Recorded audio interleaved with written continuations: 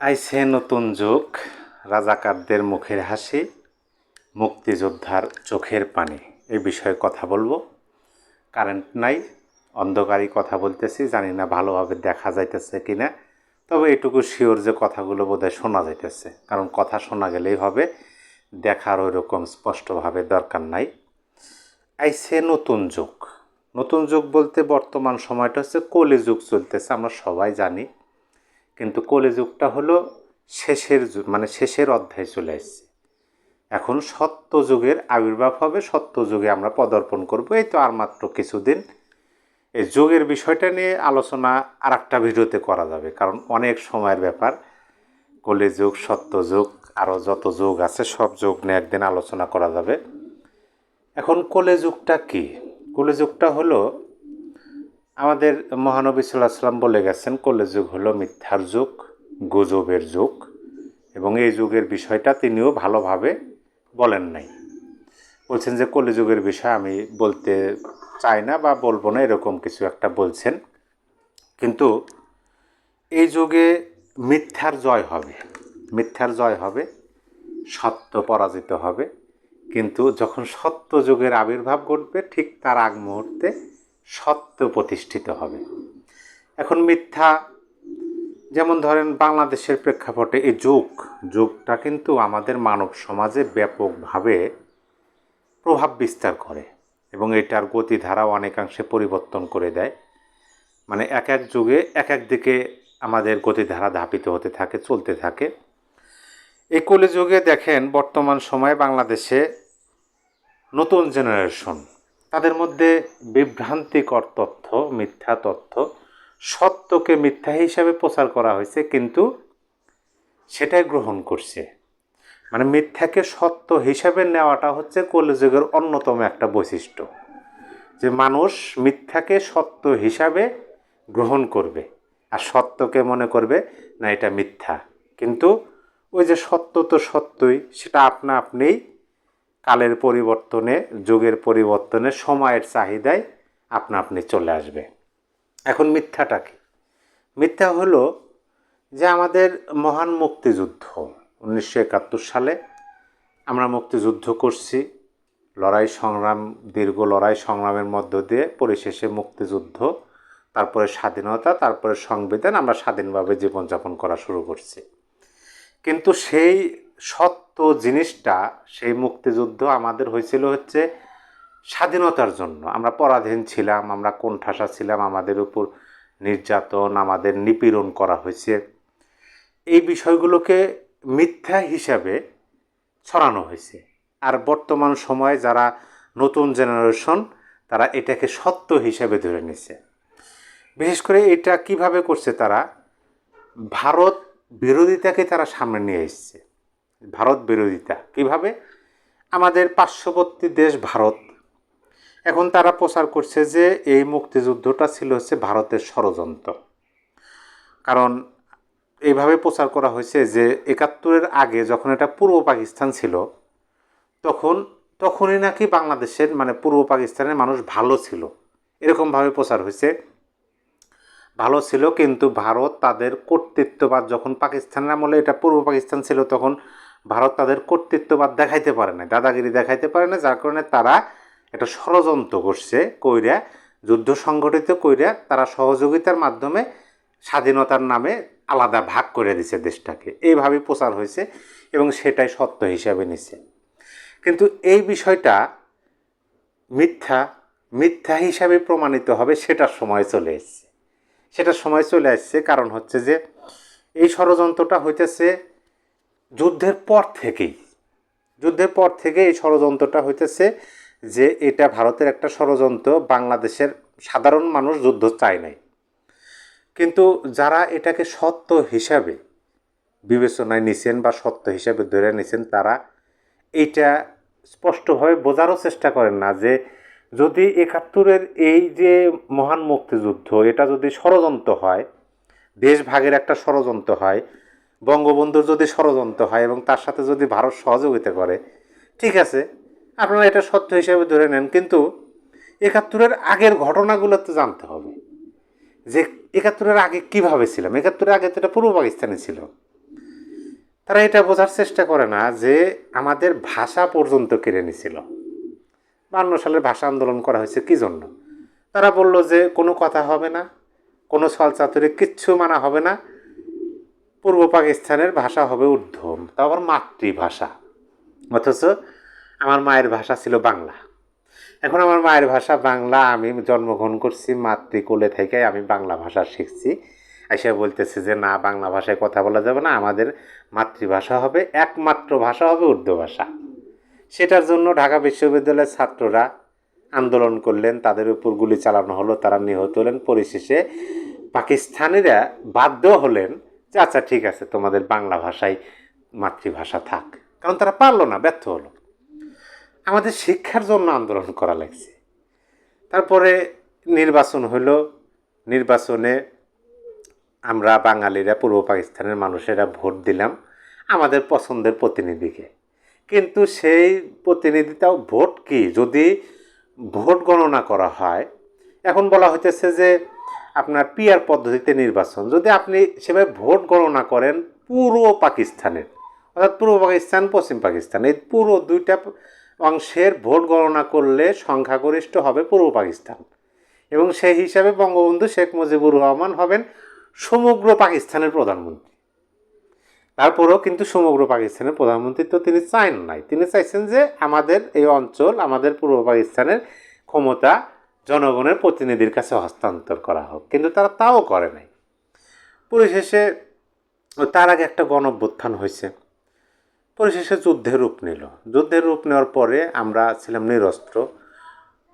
25শে March 1971 সালের 25শে March কালো রাত্রি, তারা নির্বিকার মানে নির্বিচারে অসহায় ঘুমন্ত মানুষের উপর গুলি চালালো, বৃষ্টির মতো চালায়া কতগুলো মানুষের প্রাণ চলে গেল। তারপরে 26শে মার্চ আমাদের স্বাধীনতা দিবস ঘোষণা করা হলো। স্বাধীনতা ঘোষণা করলো যে আমরা স্বাধীন, যার যা কিছু আছে তাই নিয়ে লড়া শুরু করো। আমরা নিরস্ত্রভাবে ঝাঁপিয়ে পড়লাম, আমরা দীর্ঘ 9 মাস যুদ্ধ করলাম। যেহেতু আমরা নিরস্ত্র ছিলাম, আমাদের 30 লক্ষ প্রাণ দিতে হয়েছে। আর যেহেতু আমাদের মধ্যেই বসবাস করে, আমাদের এই পূর্ব পাকিস্তানেরই আলো বাতাস গায়ে মেখে বড় হয়েছে, কিন্তু আমাদের স্বাধীনতার বিপক্ষে অবস্থান করছে, সেহেতু আমাদের প্রাণটাও বেশি ঝরছে, ক্ষতিও বেশি হয়েছে, এবং আমাদের মা বোনের ইজ্জতও হারানো লাগছে অনেক বেশি। কারণ আমরা জানি যে পাকিস্তানের হানাদার বাহিনীরা তারা মানে ওই রকম বর্বর একটা মনোভাব পোষণ করত। যাই হোক, এই কথাগুলো এই জন্য বললাম যে ওই যে মিথ্যা যেভাবে ছড়ানো হয়েছে, মানে সত্যকে মিথ্যা হিসাবে প্রমাণ করার চেষ্টা করা হয়েছে। কিন্তু দেখেন কত বছর লাগছে। 2024-এর 5ই আগস্ট, আপনি 24 যদি ধরেন, 71 থেকে 24, তাহলে আপনার সেখানে হচ্ছে 9 বছর আর 20, 29 বছর, 29, 53 বছর। এই যে 53 বছরে কিন্তু এই আওয়ামী লীগ সরকার ক্ষমতাচ্যুত, এটা দোষ মানে এই যে 5ই আগস্টের ঘটনা, বর্তমানের যে মুক্তিযোদ্ধাদের চোখের পানি, এইটা কার ভুল, এটা নিয়ে আর একটা ভিডিওতে কথা বলা লাগবে, কারণ এটাও বিস্তারিত আলোচনা করতে হবে। এখন এই যে এখন মানুষ বোঝা শুরু করছে, ইয়াং যুব সমাজ তারা বুঝতে শুরু করছে যে না, আমাদের তো ভুল বোঝানো হয়েছিল। এখন আমরা 2024 সালের 5ই আগস্টের পরে দেখতেছি যে মুক্তিযোদ্ধাদের গলায় জুতার মালা দেওয়া হচ্ছে। আমাদের স্বাধীনতা, আমাদের সংবিধান, আমাদের জাতির পিতা, আমাদের যারা বীর মহান মুক্তিযোদ্ধা, তাদেরকে অপমান পদদলিত করা, এগুলো হইতেছে। মুক্তিযোদ্ধারা অজোরে চোখের পানি ফেলতেছেন।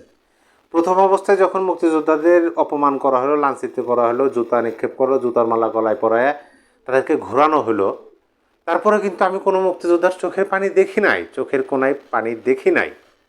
কিন্তু বর্তমান সময় দেখা যাইতেছে। কী জন্য দেখা যাইতেছে? এইটার কারণ হলো যে তারা বুঝতে পারতেছে যে প্রকৃতপক্ষেই এই যে 24-এর আন্দোলনটা ছিল আমাদের 71-এর বিরুদ্ধে আন্দোলন।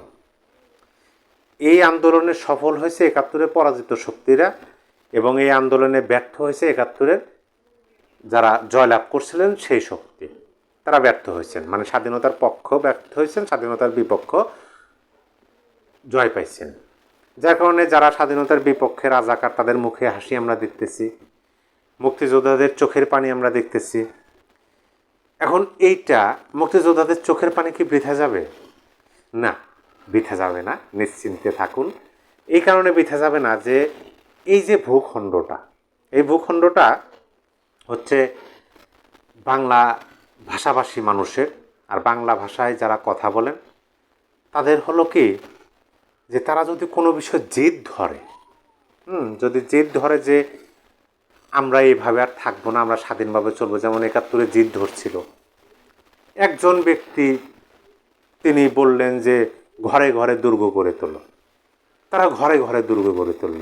তারা এটা জানতো যে আমরা যদি এখন পাকিস্তানি আনাদার বাহিনীদের বিরুদ্ধে যুদ্ধ করি, আমাদের তো নিরস্ত্র, আমাদের প্রাণ দিতে হবে। তারপরও তারা কিন্তু পিছপা হয়নি, যেমনটা 2025-এর 16ই জুলাই প্রমাণ করলো গোপালগঞ্জবাসী। সেখানে কিন্তু দলমত নির্বিশেষে সবাই রাজপথে নামছিল। কী জন্য? বঙ্গবন্ধুর মাজারকে রক্ষা করার জন্য, মুজিববাদকে রক্ষা করার জন্য নামছিল। কিন্তু এখন এই যে মুক্তিযোদ্ধাদের চোখের পানি, মুক্তিযোদ্ধারা হলেন এই ভূখণ্ডের শ্রেষ্ঠ সন্তান। শ্রেষ্ঠ সন্তান তাদেরকে এই জন্য বলা হয় যে সমগ্র জাতিকে স্বাধীন করার জন্য তারা জীবনের মায়া না করে, পরিবারের মায়া না করে ঝাঁপিয়ে পড়ছিলেন যে আমার এই ভূখণ্ডটা আমি আমার জীবন দিয়ে হলেও আমি স্বাধীন করব। আমার এই ভূখণ্ডে যারা বসবাস করেন তারা স্বাধীনভাবে জীবনযাপন করবেন। তাদের এই যে সাহস এবং তারা যে নিজের জীবন বাজি রাখলো, এইটার পরিপ্রেক্ষিতে সাধারণ মানুষ, বাঙালি যারা এই পূর্ব পাকিস্তানে যারা অবস্থান করছিলেন, যারা স্বাধীনতার পক্ষে ছিলেন, তারা করলেন কি, ওই মুক্তিযোদ্ধাদের, মুক্তিবাহিনীদের সহযোগিতা করা শুরু করলেন। যে যেভাবে পারেন, কেউ ভাত দিয়া, কেউ পানি দিয়া, কেউ আশ্রয় দিয়া, এভাবে সহযোগিতা শুরু করলেন।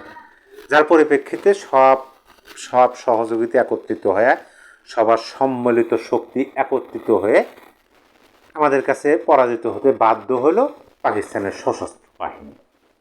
এখন এই শ্রেষ্ঠ সন্তানদের যখন চোখের পানি ঝরে এই স্বাধীন ভূখণ্ডে, আর এই স্বাধীনতার বিপক্ষে যারা, তাদের মুখে যখন অট্টহাসি আসে, তখন প্রকৃতি থেকে কিছু আলামত তারা দেয়, আলামত তারা প্রেরণ করে যে তোমরা হতাশ হও না, তোমাদের যেটা, তোমরা যে যার জন্য জীবন বাজি ধরছিলে সেটা তোমরা অর্জন করছিলে, কিন্তু তোমাদেরই ভুলে সেটা হারায় ফেলাইছো। কিন্তু যেহেতু তোমরা এখনও সঠিক পথেই আছো, এখনও মানুষের স্বাধীনতার পক্ষেই আছো,